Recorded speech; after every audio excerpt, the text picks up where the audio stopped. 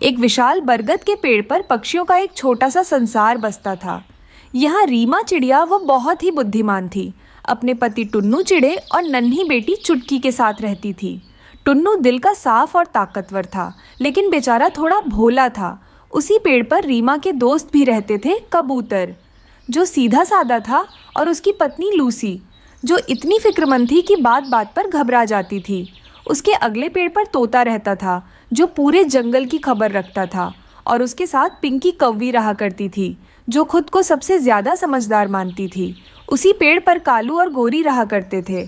उस जंगल में सारे पक्षी बहुत खुश थे और आराम से रहा करते थे। पर एक सुबह तोता उड़ता हुआ आया और हाँफते हुए बोला, सारे लोग नीचे आओ, एक जरूरी बात है। सारे लोग नीचे आओ, एक जरूरी बात है। सावधान, खबर मिली है कि उत्तर की पहाड़ियों से वो खूंखार चील इस तरफ आ रहा है। मैंने तो पहले ही कहा था कि हमें घर बदल लेना चाहिए, पर मेरी सुनता कौन है। डरने की क्या बात है, मैं हूं ना, उस चील को मजा चखा दूंगा। टुन्नू, ताकत से ज्यादा यहाँ दिमाग की जरूरत है। चील हमसे बहुत बड़ा और ताकतवर है। अब हम लोग क्या करेंगे? मुझे तो बहुत ज्यादा चिंता हो रही है। कहीं वो चील हम सबको मारकर खाना ले। मुझे पता नहीं कि तुम लोग इतनी चिंता क्यों करते हो। अभी तो वो चील नहीं आया ना, आने के बाद देखेंगे। अब से ही चिंता करेंगे तो हम लोग सुकून से कैसे रह पाएंगे। मगर वो पक्षियों को पता नहीं था कि वो चील कब का आ चुका है। मैंने सुना है कि यहाँ पर तरह तरह के पक्षी रहते हैं। अब तो मुझे खाने की चिंता करने की कोई जरूरत नहीं है। तभी वहाँ से फलों की तलाश में जाती हुई रीमा चिड़िया वह चील को देख लेती है और बहुत ज्यादा डर जाती है। अरे बाप रे, ये चील तो आ चुका है। अब हम लोग क्या करेंगे? मेरी बेटी तो उड़ भी नहीं सकती। अब तो मुझे तुरंत सारे पक्षियों को बताना होगा। दोस्तों, जल्दी यहाँ से भागो, वो चील आ चुका है। किसी भी समय पर हम पर हमला कर सकता है। मगर रीमा, हम लोग कहाँ जाएंगे? हमारे पास तो छूटने के लिए कोई भी स्थान नहीं है। दोस्तों, सारे लोग मेरे पीछे पीछे उस बड़ी सी गुफा की तरफ चलो। मगर रीमा, वहाँ पर तो हरी नागिन रहती है ना। हम लोग वहाँ जाएंगे तो वो हम सब लोगों को खा जाएगी। अरे पिंकी, पहले तुम यहाँ से चलो, वरना वो चील हम सबको अभी मारकर खा जाएगा। सारे पक्षी उसे गुफा की तरफ तुरंत उड़ जाते हैं। उन लोगों को जाते ही तभी वहाँ पर खूंखार चील आ जाता है और वो कहता है, मुझे लगता है कि ये पक्षी मुझे देखकर यहाँ से भाग चुके हैं। भागो भागो, कितनी देर भागोगे? तुम लोगों को भगा भगा कर खाने में मजा ही कुछ और होता है। ऐसा कहकर वो खूंखार चील सारे पक्षियों को ढूंढने लगता है। वहीं दूसरी तरफ सारे पक्षी हरी नागिन के गुफा के बाहर पहुंच चुके थे।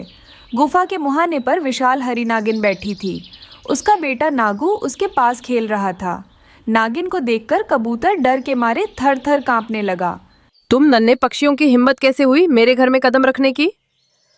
माता, हम जानते हैं कि हम आपके भोजन बन सकते हैं, लेकिन ऊपर एक शिकारी चील हमारी नस्ल खत्म करने पर तुली है। हम आपसे शिकार नहीं, शरण मांगने आए हैं। क्या एक माँ दूसरी माँ की मदद नहीं करेगी? नागिन को रीमा की छोटी बेटी को देखकर बहुत ज्यादा तरस आ जाता है। अंदर आ जाओ, मेरे रहते उस चील की परछाई भी यहाँ नहीं आ सकती। सारे पक्षियों को गुफा में जाते हुए चील देख लेता है और वह तुरंत वहां पर आ जाता है। ऐ नागिन, इन पक्षियों को बाहर निकाल, ये मेरा शिकार है। हरी नागिन धीरे से गुफा से बाहर निकली। उसकी लंबाई और उसकी चमकती आंखें देखकर चील के पसीने छूट गए।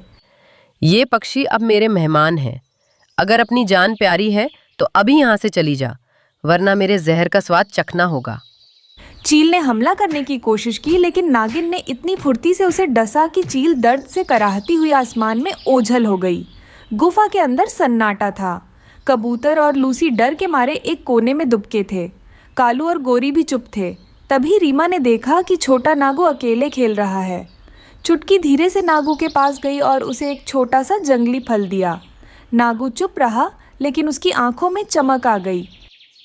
माता, आपने हमारी जान बचाई, हम आपके बहुत आभारी हैं। अब हम चले जाते हैं।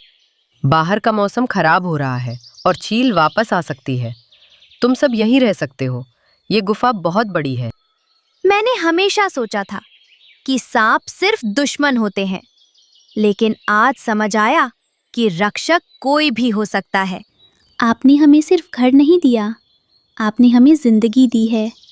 हम सब मिलकर इस गुफा को खुशियों से भर देंगे। मैं और गौरी हर रोज आपके और नागू के लिए दूर से ताजा फल और खबरें लाएंगे। दिन बीतते गए। वो पुरानी गुफा अब एक अनोखा घर बन गई थी। पक्षियों ने गुफा की ऊंची दीवारों पर घास और टहनियों से सुंदर घोंसले बना लिए थे। नीचे जमीन पर हरी नागिन और नागू आराम करते और ऊपर पक्षी चहचहाते। जब भी कोई खतरा आता, नागिन खड़ी हो जाती और जब भी नागिन को किसी चीज़ की ज़रूरत होती, पक्षी हाजिर हो जाते। इस तरह वो सारे पक्षी सांप की गुफा में अपने घोंसले बनाकर खुशी खुशी रहने लगे। उन्होंने साबित कर दिया कि अगर नीयत साफ हो और बुद्धि का सही इस्तेमाल किया जाए तो दुश्मन भी सबसे पक्का दोस्त बन सकता है। सुंदरवन का मौसम बहुत ही सुहावना था। हल्की हल्की हवा चल रही थी और सूरज की किरणें पेड़ के पत्तों से छनकर नीचे आ रही थीं। इसी जंगल में रीमा चिड़िया अपने परिवार के साथ बहुत खुशी से रहती थी। उसका बेटा कुकू अब थोड़ा बड़ा हो गया था और उड़ने की कोशिश करता रहता था। लेकिन आज जंगल में एक अजीब सी उदासी थी, खासकर उनके दोस्त छोटू कबूतर के चेहरे पर। अरे रीमा, देखो तो, हमारा दोस्त छोटू कबूतर आज कितना उदास बैठा है। वो तो हमेशा गुटर गूं करके सबको हंसाता रहता है। हाँ टुन्नू जी, बात तो चिंता की है। चलो उससे पूछ कर आते हैं। कुकू, तुम यहीं रहना। ठीक है माँ, मैं पिंकी आंटी के आने का इंतजार करता हूँ। रीमा और टुन्नू छोटू कबूतर के पास जाते हैं। छोटू सिर झुकाए बैठा है। क्या हुआ छोटू भाई, तुम इतने परेशान क्यों लग रहे हो? क्या किसी ने कुछ कहा? रीमा बहन, क्या बताऊं, मेरी कम ऊंचाई और मेरी छोटी उड़ान ही मेरी दुश्मन बन गई है। मैं लूसी से प्यार करता हूं और वो भी मुझसे प्यार करती है, लेकिन क्या? लूसी तो बहुत ही प्यारी और समझदार कबूतरी है। लूसी तो ठीक है, पर उसकी माँ, वो बहुत ही स्वार्थी हैं। उनका कहना है कि मैं बहुत नीची उड़ान भरता हूँ। मेरी कदकाठी छोटी है, इसलिए मैं उनकी बेटी की रक्षा नहीं कर सकता। वो लूसी की शादी किसी ऊंची उड़ान वाले कबूतर से कराना चाहती हैं। तभी वहाँ पिंकी, कौवी और तोता आ जाते हैं। मैंने सब सुन लिया। ये तो सरासर गलत है। अकल और हिम्मत का कद से क्या लेना देना? लूसी की माँ को समझाना होगा। मैं अपनी बुद्धि से कोई तरकीब निकालती हूँ। सही कहा पिंकी, मैं भी तुम्हारे साथ चलूंगा। मैंने सुना है कि लूसी की माँ आज जंगल की सभा में आने वाली है। दूसरी तरफ जंगल के बदमाश कालू कौवा और उसकी पत्नी गौरी को दूसरों के दुख में मजा आता था। लेकिन कालू की माँ एक बहुत ही नेक दिल और अच्छी बुजुर्ग थी, जो हमेशा अपने बेटे को सुधारने की कोशिश करती थी। सुन गौरी, आज मजा आएगा। उस बौने कबूतर की बेइज्जती होगी। लूसी की माँ उसे सबके सामने डांटेगी। हम भी थोड़ा नमक मिर्च लगाएंगे। हाँ कालू जी, मुझे तो वो कबूतर वैसे भी पसंद नहीं। वो हमेशा रीमा और पिंकी के साथ रहता है। आज उसकी शामत आएगी। कालू, गोरी, शर्म नहीं आती तुम दोनों को? किसी की मजबूरी का मजाक उड़ाते हो। याद रखना, अहंकार हमेशा हारता है। वो कबूतर छोटा है, लेकिन दिल का साफ है। ओह माँ, तुम तो बस ज्ञान देती रहती हो। चुपचाप तमाशा देखो। सभा शुरू हुई। लूसी रो रही थी। उसकी माँ गुस्से में पंख फड़फड़ा रही थी। छोटू कबूतर रीमा और टुन्नू के साथ वहां पहुंचा। खबरदार, जो तुम मेरे बेटी के आसपास भी दिखे, देखो अपनी हालत। तुम जमीन से बस 4 हाथ ऊपर उड़ते हो। अगर कोई मुसीबत आई तो मेरी बेटी को लेकर आसमान में कैसे भागोगे? माँ प्लीज, छोटू बहुत बहादुर है। मुझे ऊंची उड़ान से नहीं, अच्छे दिल से मतलब है। चाची जी, माफ कीजिएगा, लेकिन ऊंचाई ही सब कुछ नहीं होती। कभी कभी जो काम सुई कर सकती है, वो तलवार नहीं कर सकती। छोटू भाई जंगल के हर कोने को जानते हैं, क्योंकि वो नीचे उड़ते हैं। बातें बनाना तो कोई पिंकी से सीखे। अरे अगर चील आ गई तो ये कबूतर क्या करेगा? चील के पैरों में गिरकर माफी मांगेगा। गोरी, किसी का मजाक मत उड़ाओ। वक्त बदलते देर नहीं लगती। बहस चल ही रही थी कि अचानक आसमान में एक काली परछाई मंडराने लगी। जंगल में सन्नाटा छा गया। वो एक खूंखार चील थी जो शिकार की तलाश में थी। उसकी नज़र लूसी की माँ पर पड़ी, जो सबसे ज्यादा शोर मचा रही थीं और खुले में बैठी थीं। भागो, चील आ गई, सब छुप जाओ। अफरा तफरी मच गई। कालू कौवा और गौरी कव्वी जो बड़ी बड़ी बातें कर रहे थे, अपनी जान बचाने के लिए सबसे ऊंचे पेड़ की ओर उड़ गए। लेकिन चील बहुत तेज थी। उसने सीधा गोता लगाया लूसी की माँ की तरफ। वो तो लूसी के माँ के पीछे ही पड़ गया था। दूसरी तरफ रो रो कर लूसी का बुरा हाल हो गया था। कोई बचाओ, कोई मेरी माँ को बचाओ। छोटू, कैसे भी करके मेरी माँ को बचाओ। तुम चिंता मत करो लूसी, मैं कैसे ना कैसे करके तुम्हारी माँ को उस चील के चंगुल से छुड़ा कर लेकर आऊंगा। अरे कालू, तुम तो बड़ी बड़ी बातें कर रहे थे ना। आप जाओ, जाकर उस चील से मुकाबला करो ना। अरे पिंकी, ऐसे ना कहो। मैं इतनी तेज उड़ नहीं सकता क्योंकि मेरा शरीर बहुत बड़ा है। तुम चिंता मत करो लूसी, मैं, कबूतर और तोता जाकर कैसे ना कैसे करके तुम्हारी माँ को बचा कर ले आएंगे। ऐसा कहकर वो तीनों बहुत तेज उड़ने लगते हैं और किसी तरह चील को ढूंढ लेते हैं। अरे वो गंदी चोंच वाली चील, आओ मेरे पीछे आओ ना, आकर मुझे खाओ ना। ऐसा कहते ही वो चील को बहुत गुस्सा आ जाता है और वह सीधे छोटू के पीछे पड़ जाता है। आओ आओ मेरे पीछे आओ। ऐसा कहकर छोटू कबूतर सीधे एक पेड़ के अंदर चला जाता है। उसके पीछे पीछे चील भी उस पेड़ में ही घुस जाता है। घुसते ही टुन्नू और तोता मिलकर एक बड़ा सा पत्थर उसे पेड़ के आगे डाल देते हैं। छोटू कबूतर तो बाहर आ जाता है, मगर वो चील तो उसी पेड़ के अंदर फंस जाता है। अरे ये क्या, मैं तो यहाँ फंस गया। मैं तो इन छोटे पक्षियों को छोड़ूंगा नहीं, मगर मैं यहाँ से बाहर कैसे निकलूंगा। इस तरह छोटू के कारण लूसी की माँ की जान बच जाती है। अरे वाह छोटू, तुम्हारा उपाय तो बहुत अच्छा है। मगर टुन्नू, हमें यहाँ से जल्द जाना होगा, वरना वो चील किसी भी समय बाहर आ सकता है। खतरा टल गया था। सभी पक्षी नीचे आ गए। सारे पक्षी एक जगह जमा हो गए थे। लूसी की माँ अभी भी हाँफ रही थी। देखा कालू, जिसे तुम बौना कह रहे थे, आज उसी ने जान बचाई। अगर वो तुम्हारी तरह ऊंचा उड़ने वाला होता तो उस झाड़ी में कभी नहीं घुस पाता। बेटा, मुझे माफ कर दो। मैंने तुम्हारे कद को देखा, तुम्हारी हिम्मत को नहीं। आज तुम्हारी कम ऊंचाई वाली उड़ान ने ही मुझे नया जीवन दिया है। तुम ही मेरी लूसी के लिए सही जीवन साथी हो। धन्यवाद छोटू, मुझे तुम पर गर्व है। देखा दोस्तों, हर किसी की अपनी खूबी होती है। सही कहा रीमा। बुराई का कद ऊंचा हो सकता है, लेकिन जीत हमेशा अच्छाई की होती है। छोटू अंकल की जय हो। अब तो छोटू अंकल की शादी होने वाली है। पूरा जंगल खुशी से झूम उठा। कुछ ही दिनों बाद जंगल में धूमधाम से छोटू और लूसी की शादी हुई। कालू और गोरी ने भी माफी मांगी और सुधरने का वादा किया। रीमा, टुन्नू, पिंकी और तोता ने मिलकर खूब जश्न मनाया। सच्ची काबिलियत का दिया रूप रंग में नहीं, बल्कि मुश्किल वक्त में काम आने और हिम्मत दिखाने में होती है।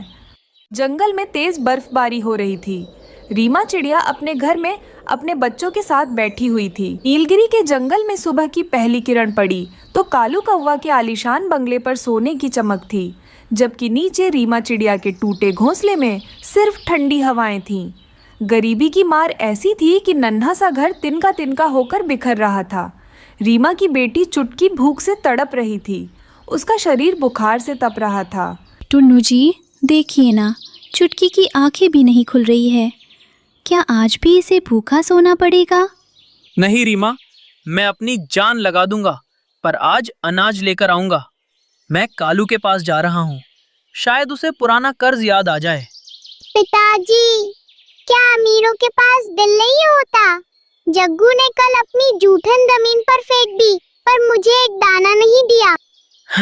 बेटा, दौलत अक्सर आंखों पर पर्दा डाल देती है। फिर टुन्नू भागा भागा अपने पैसे लेने के लिए कालू कौवे के पास चला जाता है। टुन्नू कालू के ऊंचे पेड़ पर पहुंचता है। गोरी अपने घर के बाहर खड़ी हुई थी और जग्गू महंगे फलों से खेल रहा था। कालू भाई, मेरी चुटकी मर रही है, बस थोड़ा सा दाना दे दो, मैं आपके घर की सारी सफाई कर दूंगा। सफाई? ओ टुन्नू, तेरे छूने से मेरा घर गंदा हो जाएगा। भाग यहाँ से, अपनी गरीबी की बदबू मेरे घर मत ला। देखो कालू, ये गरीब पैदा ही मांगने के लिए होते हैं। जग्गू, वो बचा हुआ कीमती फल नाले में फेंक दो, पर इस भिखारी को मत देना। ये लो अंकल, अगर दम है तो नाले से उठा लो। टुन्नू बहुत ज्यादा निराश हो जाता है और वापस अपने घर आ जाता है। टुन्नू, रीमा, चुटकी अपने घर के बाहर बैठे हुए थे। तभी कबूतर और लूसी उनके लिए कुछ अनाज लेकर बाहर आ जाते हैं और उनसे कहते हैं, दोस्त, आंसू मत बहाओ, हमारे पास कुछ अनाज है, ये तुम ले लेना। तुम्हारा बहुत बहुत धन्यवाद कबूतर। अगर तुम ना होते तो आज तो मेरा परिवार भूखा ही सो जाता। रीमा बहन, ये देखो, मैं चुटकी के लिए जड़ी बूटियां और गरम रुई लाई हूँ। जब तक ये ठीक नहीं होती मैं तुम्हारे साथ ही रहूंगी। तभी वहाँ पर पिंकी और खबरी तोता भागे भागे आते हैं और उन लोगों से कहते हैं, टुन्नू, रीमा, लूसी, शाम तक बहुत बड़ी तूफानी बारिश होने वाली है। तुम सारे लोग बहुत ज्यादा सतर्क रहना, वरना कुछ भी हो सकता है। हाँ दोस्तों, मुझे तो लगता है कि आज शाम उस कालू कौवे का बड़ा सा महल टूटकर बिखर जाएगा, क्योंकि उसका महल तो बहुत ऊंची पेड़ पर है ना। शाम हो जाती है। जंगल में खतरनाक बारिश शुरू हो जाती है। कालू और कालू का परिवार अपने आलीशान घर में आराम से बैठा हुआ था।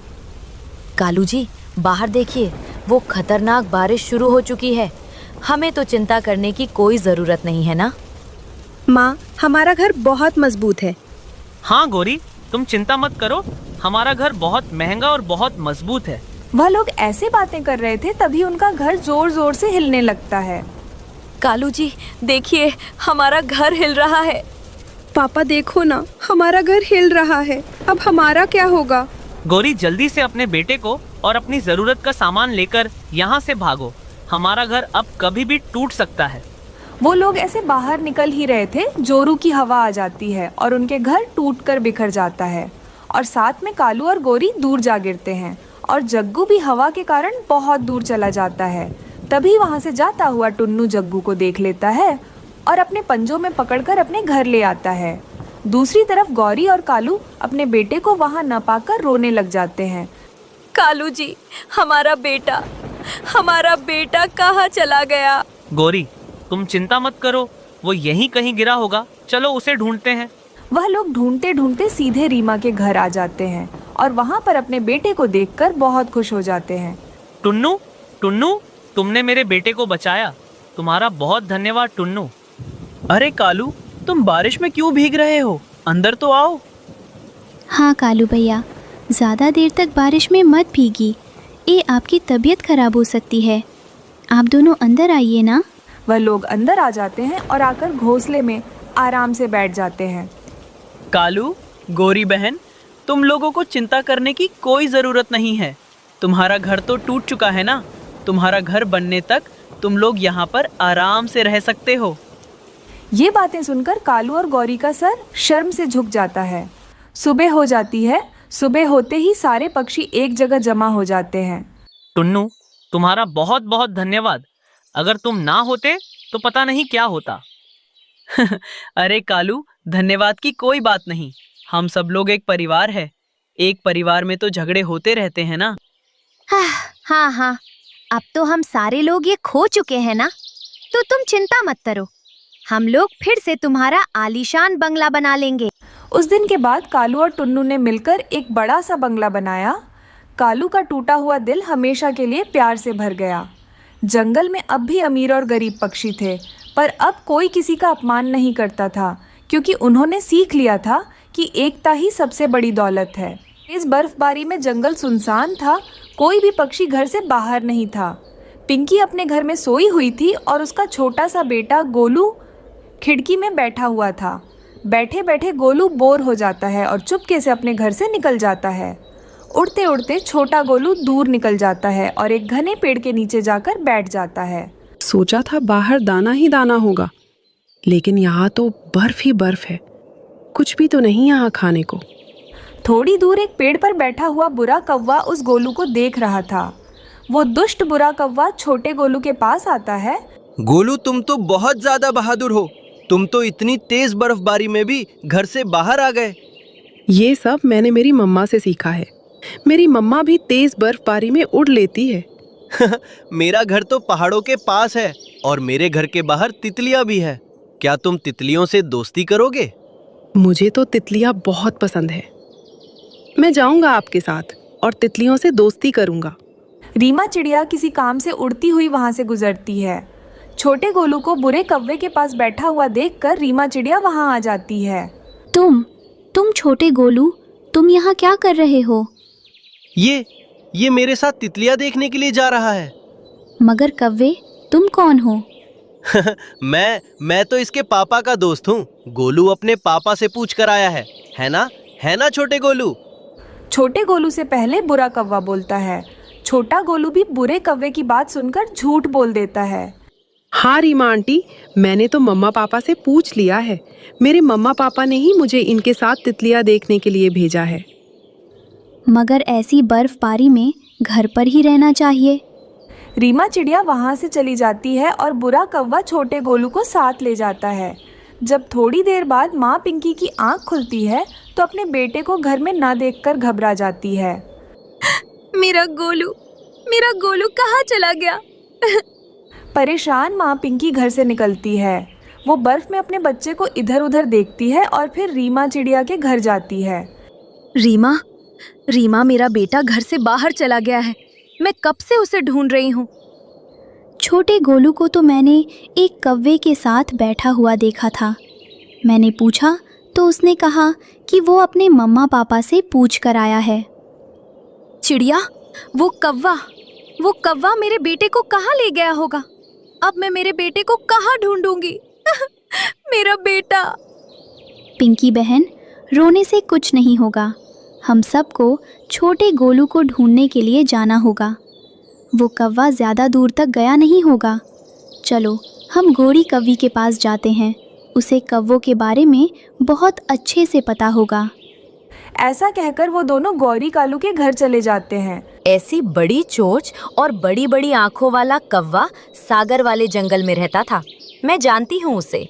और मैंने सुना है वो कौवा बच्चों को पकड़ पकड़ कर खाता है। अगर हम सब ने जल्दी से गोलू को नहीं बचाया तो कुछ भी हो सकता है। मैं तुम सबके साथ चलती हूँ और उस कौवे की अच्छे से खबर लेती हूँ।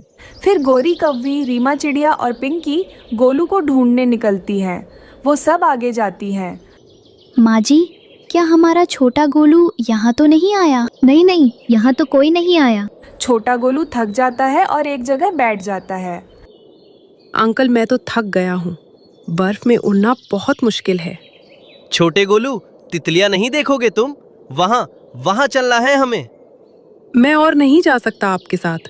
आप पहले ही बहुत दूर लेकर आए हो मुझे मेरे घर से। जाएगा कैसे नहीं तू मेरे साथ? मैं अब तुझे उठा कर ले जाऊंगा। बचाओ मुझे, कोई बचाओ, कोई है यहाँ? कबूतर का घर थोड़ी ही दूर था। वो शोर सुनकर वहां आ जाता है। दुष्ट कौवे, क्यों बच्चे को डरा रहे हो? मैं तो इस बच्चे को अपने घर लेकर जा रहा था। ये गंदा अंकल मुझे अपने घर से बहुत दूर लेकर आया है। मेरा घर तो बहुत दूर था। अब मुझे इस गंदे अंकल से बचा लो। कौवे, तुम बच्चों का अपहरण करते हो। कबूतर और कौवे में लड़ाई शुरू हो जाती है और छोटा गोलू शोर मचाने लगता है। गोरी, रीमा चिड़िया और गोलू की मम्मा पिंकी भी वहां आ जाते हैं। पिंकी अपने बेटे को गले से लगा लेती है। बुरा कौवा इतने पक्षियों को देखकर डर जाता है और वहां से भागने की कोशिश करता है। मगर गोरी कौवी से कौन बच सकता है? मारो इसे और इसकी बड़ी सी चोंच को तोड़ दो। फिर वो सब बुरे कौवे को पकड़कर बहुत मारते हैं और छोटे गोलू को सुरक्षित घर ले जाते हैं। मम्मा, मुझे माफ कर दो। मैं फिर कभी भी किसी अजनबी के साथ नहीं जाऊंगा। बेटा, मैं कितनी परेशान हो गई थी। फिर कभी ऐसे मत करना और मुझे बताकर घर से बाहर निकलना। हमें कभी भी माता पिता को बताए बिना घर से बाहर नहीं जाना चाहिए और अनजान लोगों पर भरोसा नहीं करना चाहिए।